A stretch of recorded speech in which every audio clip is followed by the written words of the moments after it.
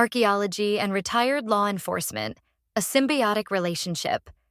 Written by Janet Fischer, a TBS Master of Arts in Biblical History and Archaeology student. Throughout my 27-year career in law enforcement, people repeatedly informed me that law enforcement officers, LEO, only lived an average of 5 years after retirement. Early deaths by several LEO in my agency and the surrounding area seemed to confirm the claim, including one former colleague who didn't even live long enough to collect her first pension check. Those who did beat the odds, often engaged in secondary employment, recreational activities, hobbies, and volunteer opportunities. While some distanced themselves from law enforcement culture, others seem to find activities utilizing skills developed in their careers. At first glance, although archaeology may seem very different from law enforcement, both fields require organization, investigative, logistical, and communication skills. I first experienced archaeology in June 2023 at Tel Shiloh. I received a square assignment, the green square, and watched as square supervisors distributed necessary equipment and assigned tasks. LEO agencies are similarly divided into categories: precincts, teams, beats, and functional assignments.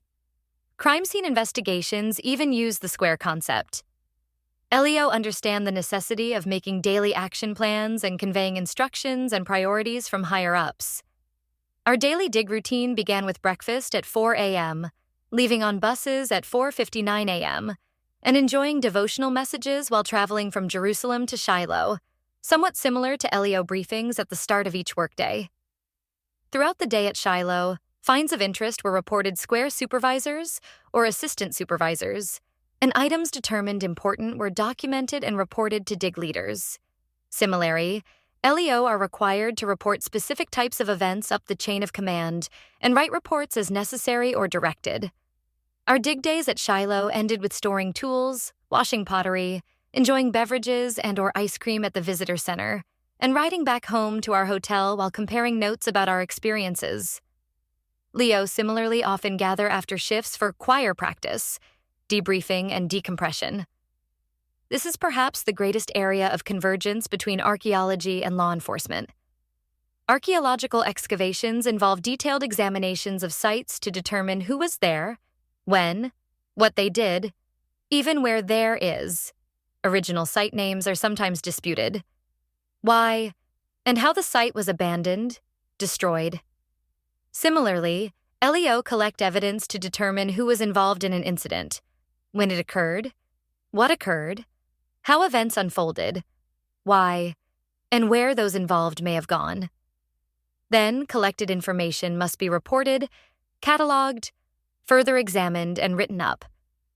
Dr. Scott Stripling, Shiloh Director of Excavations and Provost of the Bible Seminary, liked to emphasize, the goal of archaeology is to publish. Similarly, successful prosecution of criminals or clearing suspects of charges requires accurate, detailed, often extensive, and timely reports from LEO. As Dr. Stripling reminded us, archaeology is destructive. To get to the lowest levels of occupation, upper levels must be removed. Thus, written reports, photographic, and video documentation is essential, since those are the only means by which future researchers can visit the layers of a site. For example, Danish archaeologists labeled a ceramic item found at Tel Shiloh in the early 1900s a stopper. However, when current archaeologists reviewed the old report, they noticed a distinct similarity to a more recently discovered ceramic pomegranate. Further investigation indicated that stopper, although now significantly damaged, is most likely another pomegranate, which further supports the opinion that Shiloh was a cultic site, the location of the tabernacle during the period of Judges. Similarly, LEO interventions sometimes destroy evidence, so photographic, audio, and video documentation often contribute significantly to investigations. One distinction is that LEO, like Joe Friday and Dragnet, want just the facts without opinions. Presuppositional opinions can cause bias in interpreting collected data and result in prosecutions and even convictions of innocent people, because investigators who find evidence to support their opinion may overlook exculpatory evidence. While archaeologists must similarly refrain from prematurely stating opinions, dig reports do include suggested interpretations and conclusions.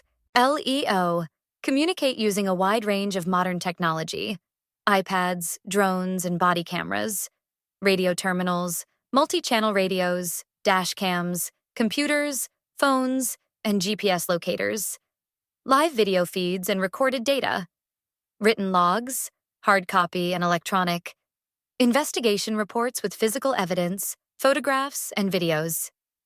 Similarly, Shiloh Square supervisors and assistants record data on iPads in real time. Photographers and drone operators document daily progress in each square. The dig director meets together with the key leaders after the dig each day, and they all work together to publish final dig reports, sometimes in multiple volumes corresponding to one or more dig seasons.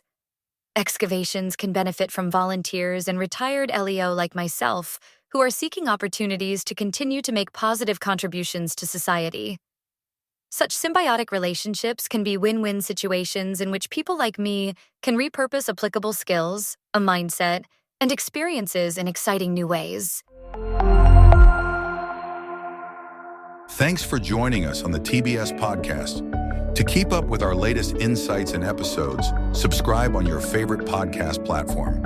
Your support helps us bring you more engaging content. See you next time for more exciting discussions.